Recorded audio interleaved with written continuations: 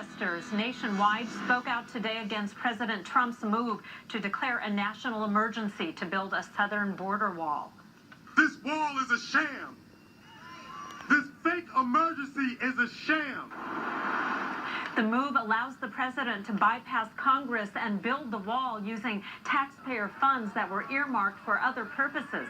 California is leading about a dozen states in a lawsuit accusing the president of overstepping his authority.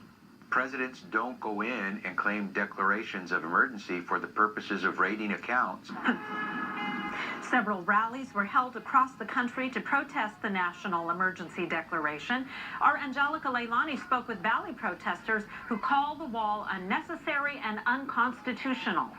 Well, one of those protests took place here in Hanford in front of the Civic Auditorium. Now, the many who were here say that the crowd wasn't as big as they were hoping for, but nonetheless, they say they wanted to make sure their voices were heard. On Friday, President Trump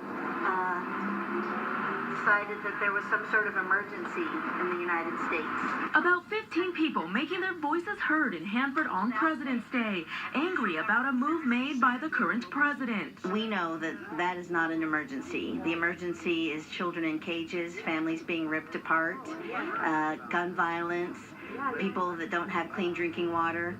So this is absolutely a fake emergency. They are angry about President Trump's decision to declare a national emergency for border wall funding. This protest at the Civic Auditorium in Hanford, one of many taking place around the country. Say it loud, say it clear, democracy is welcome here. Barbara Hill says the billions of dollars Trump is asking for could instead go toward helping folks in the U.S.